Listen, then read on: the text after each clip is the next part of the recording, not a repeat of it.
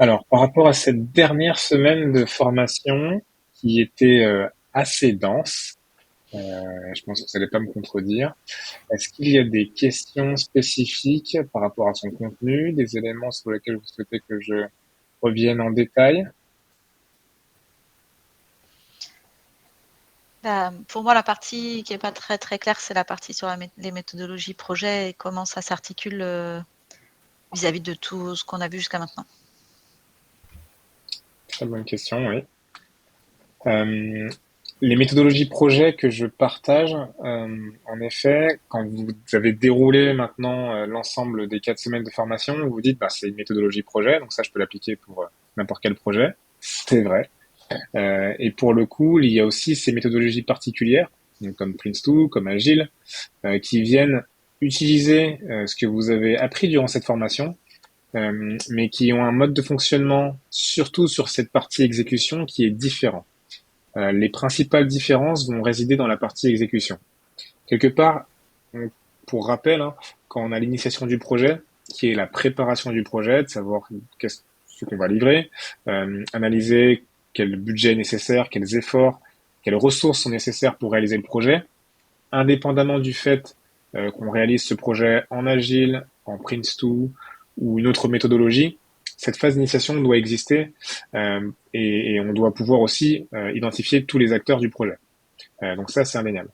Euh, Lorsqu'on va devoir travailler en mode agile, la phase d'exécution va avoir des itérations qui est un peu différente de si on a un fonctionnement avec Prince2 ou Waterfall, où la succession d'étapes est complètement différente.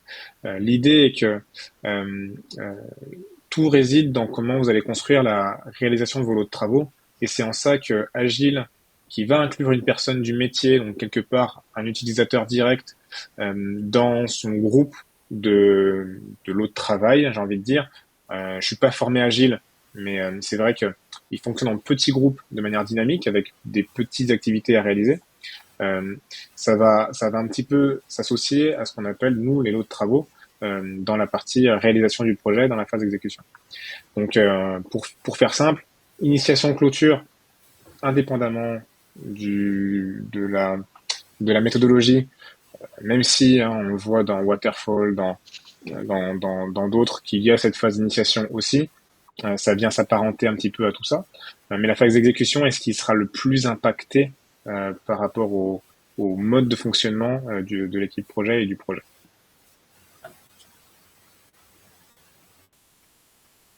Après, ce qui est compliqué, je trouve, c'est de savoir laquelle des méthodes on utilise.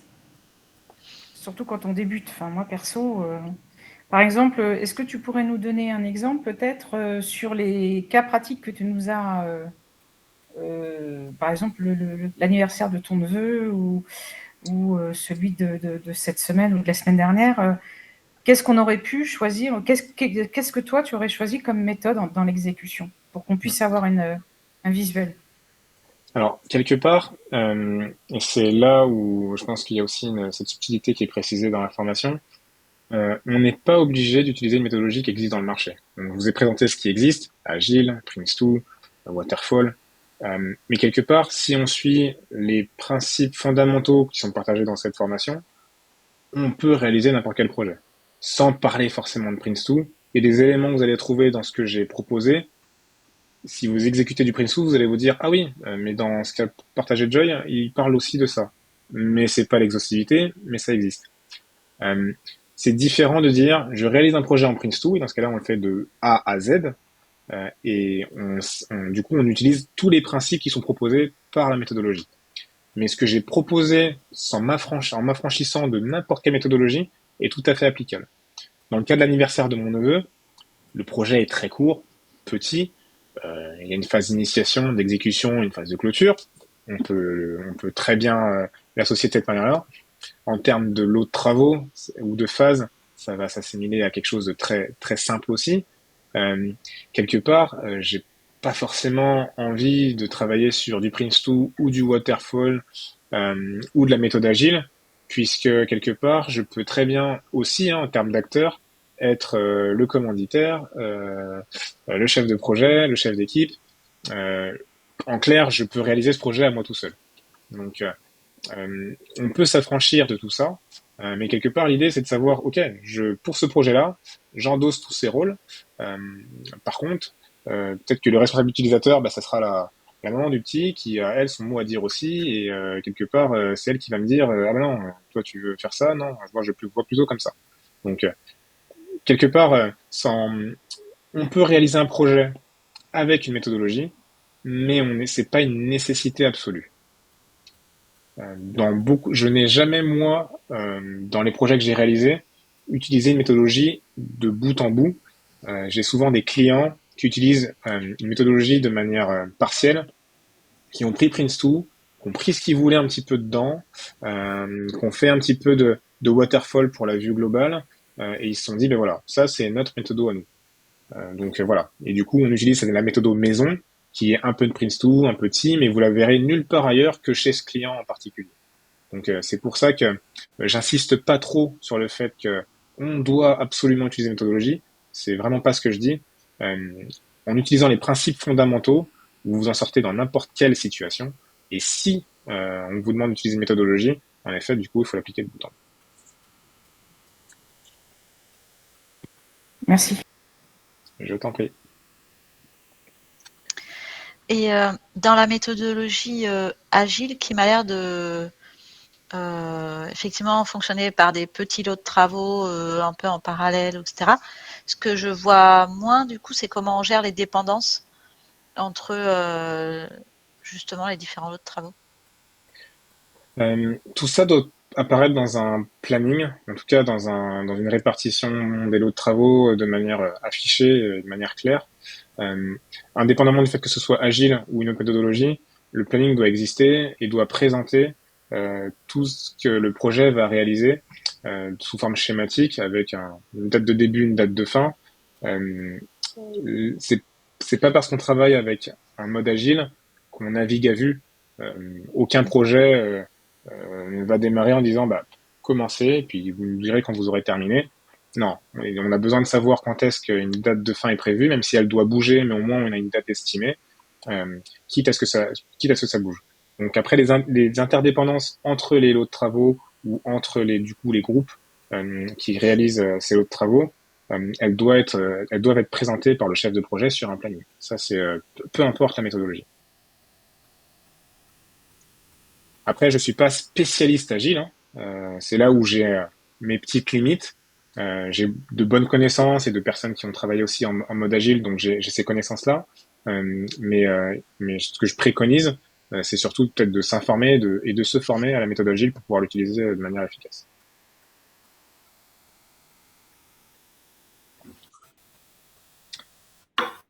Est-ce que j'ai répondu à ta question, Nathalie?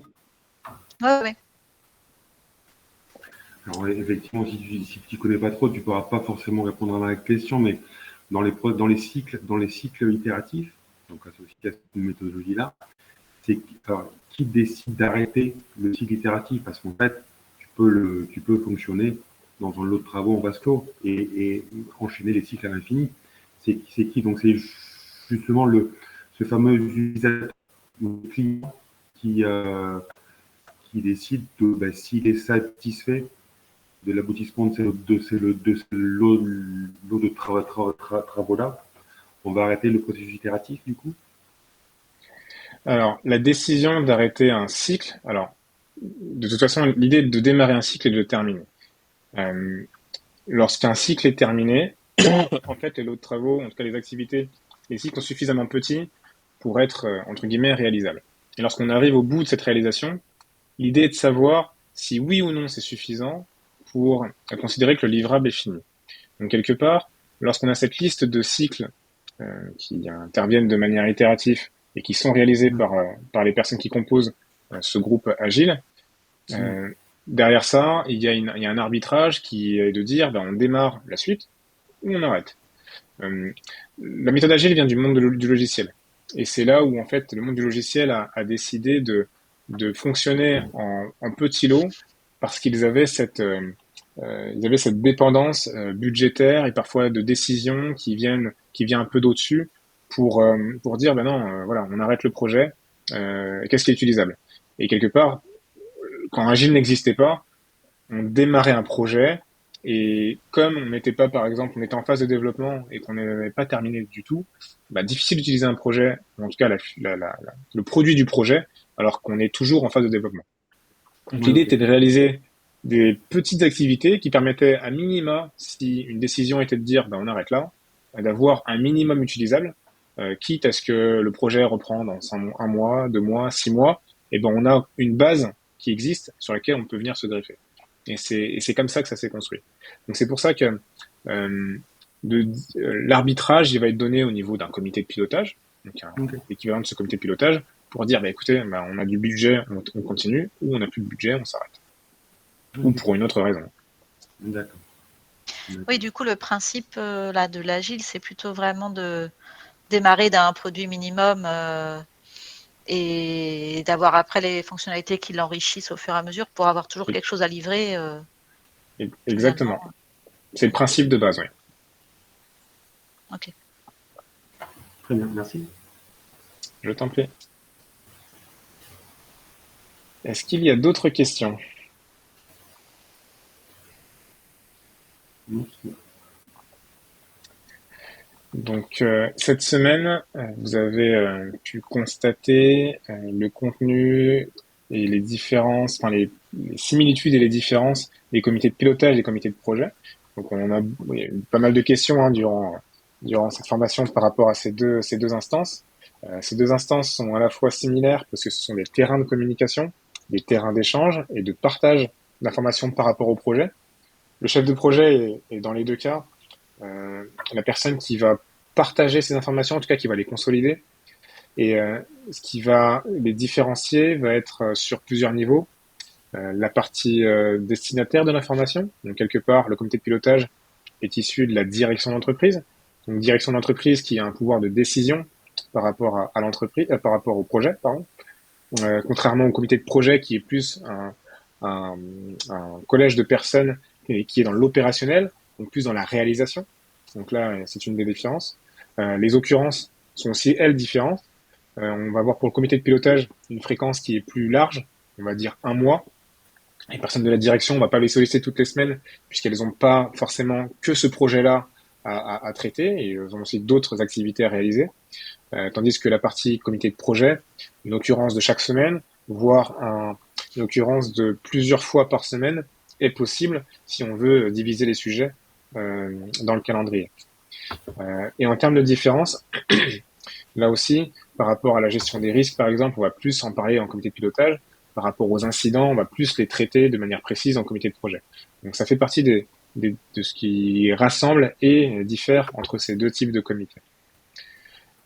Est-ce que vous avez des questions par rapport au comité de pilotage et comité de projet? Non, ça va. Alors moi j'ai une question qui, je crois, était aussi dans cette partie-là, ou c'était peut-être la semaine d'avant, mais j'avais pas eu le temps de finir. C'est par rapport à l'autorité de changement. Oui. Et du coup, ça, c'est pas très clair pour moi parce que dans les projets auxquels j'ai participé, il y avait bien ça, le comité de pilotage et le comité de projet. Mais pour moi, les changements, en fin de compte, ils étaient gérés au niveau du comité de pilotage. C'est les décisions à prendre de budget ou autre, ou d'orientation. Tout à fait. Dans la majorité des cas, l'autorité de changement est le comité de pilotage, ou en tout cas Ah oui. identifié comme tel.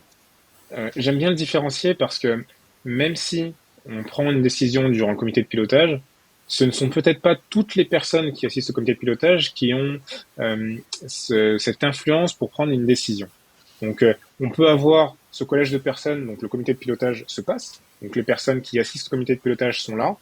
Lorsqu'on arrive à une page de décision, il y a peut-être 3 personnes sur les 10 qui sont à même de pouvoir juger si oui ou non on doit réaliser ce changement.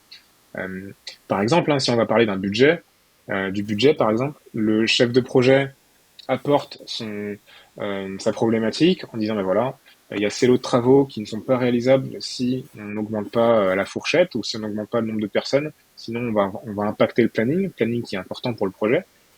Donc je propose qu'on rajoute 150 000 euros qui correspond à une personne à temps plein pour un mois. Enfin, je dis une bêtise, hein. Quelque part. Est-ce que oui ou non, on prend la décision de valider cette extension de budget et du coup de respecter le planning en conséquence. Ça va être votre page qui va être dédiée à l'autorité de changement durant ce comité de pilotage. Mais durant ce comité de pilotage, il y a peut-être une personne qui va dire, bah oui, mais du coup, qui embauche cette personne? Est-ce qu'on les a? Est-ce qu'on a les ressources ou pas? Ça va pas être le support projet qui fait partie peut-être du comité de pilotage. Ça va pas être le chef d'équipe, mais peut-être le commanditaire avec le responsable fournisseur qui vont à eux deux prendre la décision de oui ou non étendre ce budget. Le commanditaire parce qu'il a le porte-monnaie et le responsable fournisseur parce qu'il doit fournir des ressources par rapport à ça, par exemple. Ok. Mais c'est une bonne question, Nathalie. Pas d'autres questions par rapport aux différents comités et autorités de changement? Ensuite, ce qui a été partagé cette semaine, c'est que la qualité est synonyme de satisfaction. Pourquoi? On peut imaginer qu'un projet termine dans les temps, alors dans les temps sans souci. Par contre, les produits du projet sont pas utilisables. Donc quelque part, vous avez respecté le planning, vous avez respecté le budget. Par contre, en termes de qualité, c'est pas trop ça.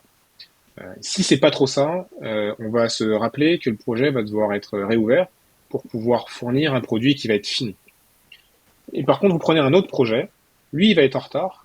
Par contre, le chef de projet aura annoncé la couleur avant la date d'échéance. Et dans ce cas-là, et dans ce cas précis, il annonce une date d'échéance qui est en retard de 1, 2 mois, voire plus. Par contre, il garantit qu'il va fournir un produit de projet qui est fiable et qui correspond aux attentes. Donc même si ce projet est en retard, s'il est synonyme de qualité, il sera également synonyme de satisfaction. C'est-à-dire que quelque part, on ne va pas forcément retenir que le projet a été en retard, mais on va retenir que le projet a fourni des produits qui sont utilisables, qui sont fiables, qui sont corrects et qui sont comme attendus. Et quelque part, c'est pour ça que la qualité est importante à fournir dans un projet. Pour arriver à cette qualité dans un projet, c'est très important de pouvoir mettre les moyens, ça veut dire mettre les personnes, les ressources qui vont devoir servir et garantir que la qualité est au rendez-vous. Et tout ça, ça peut passer soit par un organisme externe au projet, qui va être un petit peu indépendant, auquel vous allez remettre, par exemple, un cahier des charges, entre guillemets, des produits, donc ils vont tester les produits, être sûr qu'ils fonctionnent, que ce soit technique, que ce soit en termes de qualité, mais qui n'ont rien à voir avec le projet, donc ils vont avoir cet œil externe. Mais on peut aussi faire intervenir les utilisateurs qui, eux, font beaucoup de bruit par rapport à la qualité. L'utilisateur qui doit utiliser un logiciel ou un produit ou un service, si pour lui ça ne fonctionne pas, même si vous avez rempli le cahier des charges, c'est cette personne-là qui va faire du bruit en disant oh vous avez mis un truc en fait il n'y a rien qui marche. Donc quelque part les mettre au cœur de l'activité du projet dans la partie test par exemple. Donc c'est pour ça que souvent dans le déploiement d'outils IT on a cette partie UAT, des tests utilisateurs. Ils ont quelque part leur mot à dire en disant ben voilà j'ai testé ça fonctionne, par contre là il y a un petit paramétrage à changer. Alors même si ce petit paramétrage n'était peut-être pas inclus dans le cahier des charges initial, c'est bien de le prendre en compte, en cas de le partager, s'il est réalisable à la marge sans augmenter le budget drastiquement, de pouvoir faire ce petit correctif pour permettre que l'utilisateur soit satisfait à la fin. Et quelque part, lorsque l'utilisateur aura confirmé que ça fonctionne comme attendu, avec cette petite email, cette petite confirmation écrite, vous avez quelque part un gage de qualité. Donc c'est important de pouvoir le réaliser de la sorte. Est-ce que vous êtes d'accord avec ça? Est-ce que vous avez des questions par rapport à la qualité? Alors moi j'avais une question, c'était par rapport aux 3 niveaux de test qui étaient indiqués. Il y avait utilisateur, entreprise et concepteur. Oui. Et je vois pas du tout ce que c'est les tests du concepteur. Alors, ou du moins quelle est la différence avec les deux autres. Oui.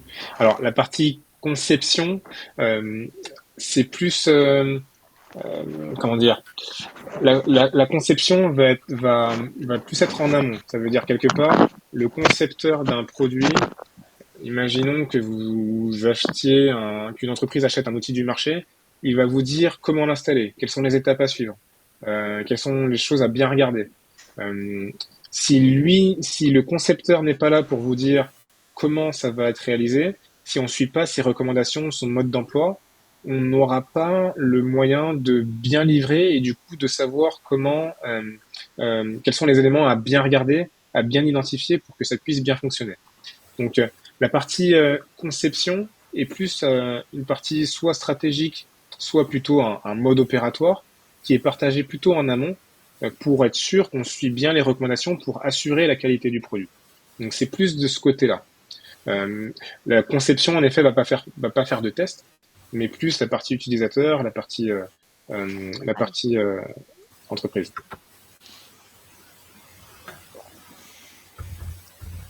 Et pour les utilisateurs, si j'ai bien compris, ils interviennent donc dans toutes les phases, c'est-à-dire dès la phase d'initiation. Bien sûr. En tout cas, c'est ce que je préconise. Alors, ils vont pas être impliqués de la même manière, en tout cas dans le même volume en phase d'initiation qu'en phase d'exécution et qu'en phase de clôture. Mais c'est toujours bien de les impliquer dès le départ. Pourquoi? Si vous le faites pas dès le départ, qu'ils ont connaissance de rien, mais que vous les appelez en disant «Oh, vous testez?» Ils vont dire «Mais de quoi vous parlez? Il s'agit de quoi? Ah, mais moi je suis pas dispo». Alors que si vous arrivez à les solliciter dès le départ, en phase d'initiation, même si c'est juste pour une réunion d'information, que vous les incluez dans votre plan de communication par rapport à l'évolution du projet, ça veut dire ils sont pas actifs, mais au moins ils ont reçu une information que le projet avance, et que quelque part dans votre communication vous dites on va arriver à une phase de test utilisateur où on va demander aux utilisateurs de pouvoir confirmer que ça fonctionne. Là ils vont dire ah ok, bah, ça va être mon tour. Donc plutôt ils vont être bien préparés par rapport à votre projet. Donc à la phase d'initiation, ils vont proposer l'idée, ils vont vous dire ce qu'ils attendent, donc en corrélation avec ce que demande le commanditaire. Exécution, donc ils ne seront pas dans l'exécution, mais plus dans la partie test, confirmation que le produit attendu est correct. Et clôture, ils sont là pour juste confirmer que ça fonctionne, cocher qu'ils sont satisfaits, et du coup, terminer le projet. Donc, en effet, c'est bien de les inclure dès le départ. Et on est bien d'accord que le cahier des tests des utilisateurs, on l'établit dès le départ, c'est-à-dire on ne va pas réfléchir pendant l'exécution. Tout dépend. C'est vrai que le cahier de test, il s'alimente au fil de l'eau. Parfois, en fait, en réalisant les choses, donc en phase d'exécution, lorsque les équipes réalisent les produits attendus, ils se rendent compte des éléments qui sont vraiment à vérifier. Donc c'est peut-être à ce moment-là que c'est plus pertinent d'avoir le cahier de test établi pour les utilisateurs. Si on le fait dès la phase d'initiation, sans même savoir ce qu'on va vraiment réaliser dans le détail, on risque d'avoir un fossé et du coup de faire 2 fois l'exercice. Donc l'idée avec le lean management, c'est d'être efficace et peut-être de le faire juste à la fin. Donc lorsqu'on prépare l'utilisateur à réaliser ses tests, de préparer ce cahier de test. D'accord, merci. Je t'en prie. Pas d'autres questions par rapport à la qualité? Les méthodologies, alors en effet, Pardon, oui. j'ai juste une petite question. Je viens de Dis-moi, Zakia. penser, en plus, il y a la qualité des livrables, mais c'est également la qualité de la complétude des phases. Et j'ai juste une petite question. En fait, le livrable de la phase d'exécution, c'est les comptes rendus et les supports des comités. La question est la suivante. Est-ce qu'au niveau de la phase de clôture, on ne prévoit pas une réunion de clôture? Parce qu'on a l'habitude de faire une réunion de clôture. Mais est-ce que cette réunion de clôture est à la fin de la phase d'exécution ou bien on a l'habitude de la faire à la clôture? C'est-à-dire qu'on a vraiment tout réglé. Et Alors, donc, j'arrive pas à comprendre. La réunion de clôture, comme son nom l'indique, va intervenir en phase de clôture. Donc, quelque part, la réunion de clôture, le bilan du projet, tout ça, on va le faire à la toute fin. Lorsqu'on passe de la phase d'exécution à la phase de clôture, donc on a livré tous les produits du projet, on est assuré qu'ils vont être pris en charge. La phase de clôture va être là pour confirmer. Donc on va faire un petit recensement des questionnaires, être sûr qu'on a bien archivé toute la documentation et faire cette réunion de clôture pour dire voilà ce qui a été réalisé, voilà les personnes qui sont satisfaites, tel pourcentage, et voilà les petits fours pour échanger ensemble sur le projet et comment vous avez trouvé le projet. Donc quelque part cette phase de clôture, la réunion de clôture est là pour mettre un point définitif. Après la réunion de clôture, il se passe plus rien, en tout cas normalement. Donc l'idée est de pouvoir terminer le projet et de mettre un petit drapeau en disant voilà, c'est fini, vous n'avez plus besoin de m'appeler. Dans ce cas, est-ce qu'il y a un compte-rendu? Parce que dans mon expérience, on fait souvent un compte-rendu pour ces réunions de clôture. Est-ce que dans ce cas, il faut le faire ou pas? Alors, lorsqu'on arrive à la fin de l'exécution, et du coup qu'on a terminé tous les livrables du projet, on peut avoir ce comité de pilotage exceptionnel pour dire, voilà, on résume la situation, l'exécution est terminée, est-ce que vous êtes d'accord, oui ou non, pour qu'on puisse passer en phase de clôture? En effet, ce comité de pilotage sur lequel on va prendre la décision de clore le projet va être un compte-rendu qu'on peut identifier comme une passation entre l'exécution et la clôture. Ça peut tout à fait se faire. Ouais. Ok, très bien, merci. Je t'en prie. Donc, par rapport aux méthodologies, donc c'est vrai que c'est assez large, hein, je ne vais pas les revenir en détail, mais c'est vrai que comme on en a déjà parlé, les méthodologies sont intéressantes dans leur exécution si un projet s'y prête, et quelque part l'idée est de pouvoir identifier dès le départ quelle méthodologie va être utilisée pour quel projet. En fonction du contexte projet, si le projet se prête à un contexte dynamique, avec des utilisateurs qui peuvent être présents dans les réalisations du projet, là on va plus être dans la méthodologie agile. Par contre, les méthodologies waterfall cycle en V, pour moi c'est vrai elles me paraissent anciennes puisque il s'agit un petit peu d'avoir du Fordisme, une entreprise qui fait du travail à la chaîne et quelque part on ne peut pas revenir en arrière. On ne peut pas avoir cette activité où on se dit ah on a oublié de mettre quelque chose dans le cahier des charges ou d'ajouter un livrable. Du coup, on va refaire le projet. Donc c'est les limitations de waterfall et du cycle en V. Et Prince2, bah, pour les projets de très grande envergure, euh, ça va être vraiment une méthodologie pardon, à appliquer avec tous les paramètres qu'elle compose. Alors, vous avez vu, hein, il y a les 7 principes, les thèmes. Donc, quelque part, c'est une méthodologie qui est très lourde à appliquer et qui ne peut pas s'utiliser si c'est un projet familial de 4 ou 5 personnes. Ça n'a aucun intérêt d'utiliser Prince2, c'est beaucoup trop lourd. Donc, et peu importe la méthodologie à utiliser, ce que je préconise, c'est d'être formé. Prince2, par exemple, il préconise d'avoir 5 ans d'expérience en gestion de projet avant de passer la certification. Donc, c'est pas une certification qui s'obtient pour être formé à la gestion de projet un petit peu comme on fait nous en ce moment.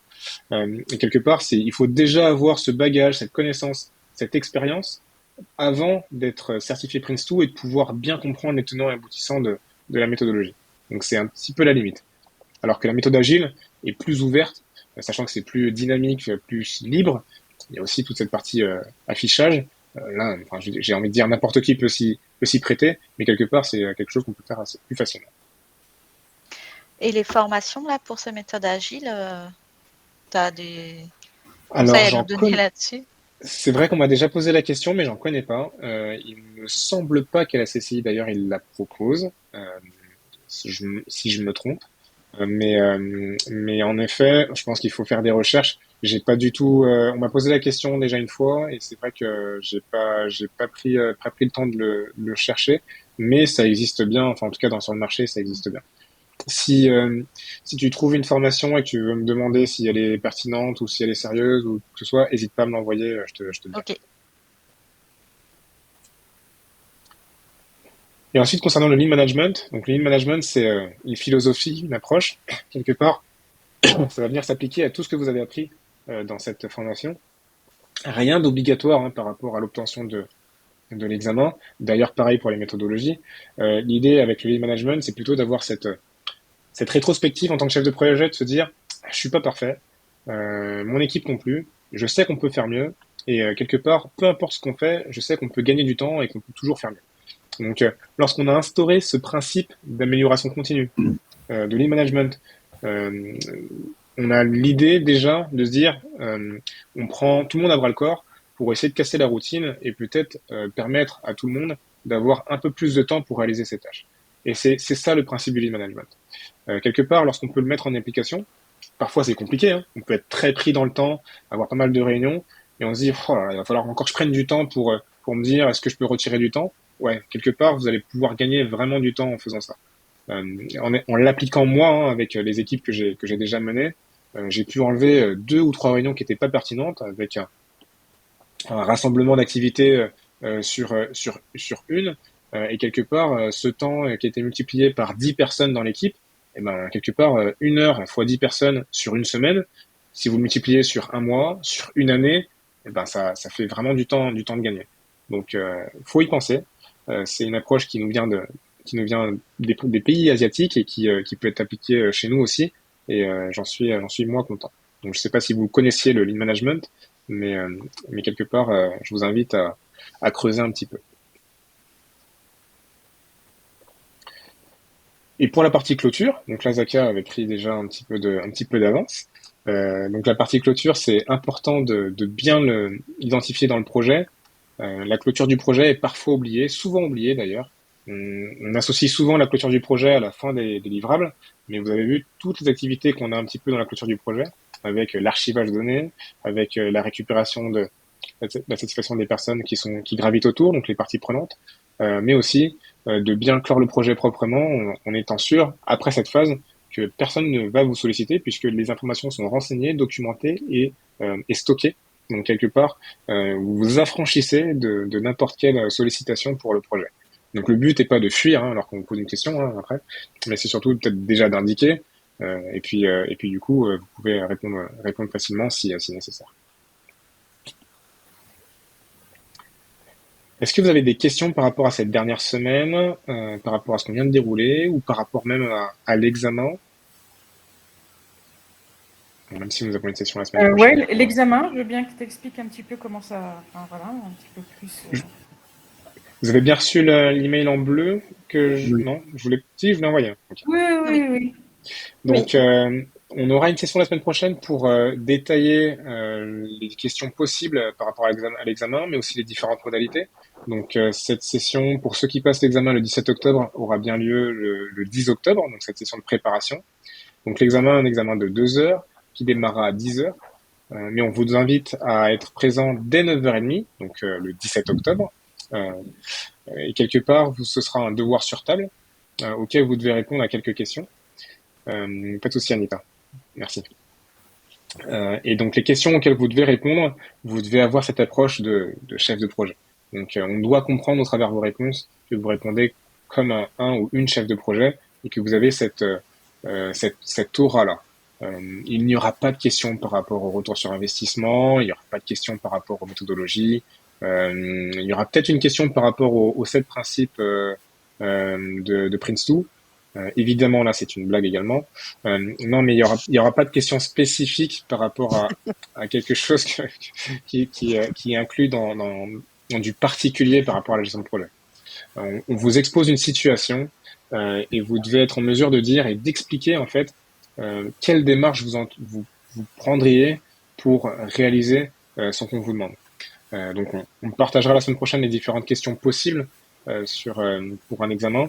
Mais l'idée est que si on vous dit comment vous organisez l'équipe projet, c'est une question qui a l'air anodine, mais faire un planning, mettre en place une réunion récurrente de suivi pour le comité de projet, faire des revues d'incidents, c'est bête, mais ces réponses-là, c'est des indicateurs, ça fait pif, paf, pouf dans la tête de l'examinateur, il se dit, ok, il sait ce que c'est, lui, pour organiser une équipe, organiser un projet, il a compris qu'il y avait des jalons, c'est le raisonnement qui est important d'avoir par rapport aux réponses que vous allez structurer. Donc le but n'est pas de répondre pour organiser un projet, de toute façon j'ai une équipe, fait le travail et puis voilà. Non, là ce serait pas logique de votre part d'avoir ce genre de réponse, par exemple. Mais on voit le détail de toutes ces réponses. Du coup. Oui, c'est ça, c'est une étude de cas. C'est une étude de cas. On vous expose un cas au départ avec différents paramètres, parfois aussi des annexes. Donc il n'y a pas de réponse qui va être construit avec à faire du calcul pour en sortir un résultat. Mais quelque part, c'est là aussi où je vais y revenir la semaine prochaine, vous aurez la capacité par rapport aux réponses de vous affranchir du contexte. J'y reviendrai la semaine prochaine en détail, mais l'idée est que les questions qu'on vous pose, même si vous sortez du contexte du projet, qui est peut-être un projet qui n'est pas forcément dans votre contexte, imaginons qu'on parle de maroquinerie, mais vous êtes spécialiste dans la construction de pneus automobiles, vous pouvez vous sortir du contexte et vous dire, ok, si c'était des pneus et pas des sacs à main, qu'est-ce que je ferais? Donc ça, c'est possible de répondre de manière affranchie totalement du contexte du projet. On en discute jeudi prochain en tout cas, avec les autres personnes et les autres apprenants qui seront là aussi pour l'examen. Très bien. Est-ce qu'il y a d'autres questions spécifiques?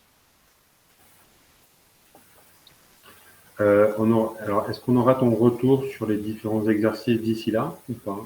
Juste pour avoir une idée on s'est peut-être un peu planté, où notre vision n'a pas été forcément très bonne. C'est pour ça.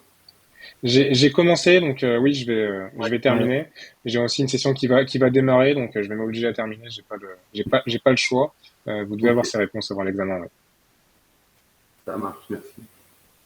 Je t'en prie. Si pas d'autres questions, lorsque vous arrivez au bout de la formation, vous avez un document PDF. Je ne sais pas si vous les êtes arrivés tous au bout, Oui, avec qui retrace toute la formation avec les différents schémas, différentes informations qui sont importantes à retenir. Donc ça peut vous aider pour préparer l'examen. Mais voilà, c'est bien de l'avoir avec vous. Ça peut vous servir ou pas. Hein, ça dépend du contexte de l'examen. Mais voilà. Et puis vous aurez aussi à l'issue de la classe virtuelle. Donc je vous envoie aussi ce document qui recense un petit peu les différentes phases du projet avec les différentes soit sous-phases possibles, les activités, les livrables. Donc comme ça, vous l'aurez aussi. ça peut être utile, je crois. Oui, c'est très bien. Moi, je l'ai préparé. J'ai fait la Oui, même chose. Ok. C'est très bien. Non, mais c'est bien de l'avoir préparé, même si je vous le donne. Oui, c'est parfait. Il ne me reste plus qu'à vous souhaiter une excellente après-midi. merci également. Je Merci. vous dis un excellent week-end. Je vous écris. Normalement, tout le monde devrait recevoir mes mails d'ici là. Et on se voit jeudi prochain pour ceux qui passent l'examen le 17. Parfait. Et Bonne journée. bonne fin de journée. Merci, Bon au revoir. week-end. Allez, à bientôt. Au Au revoir. revoir. Au revoir. Au revoir.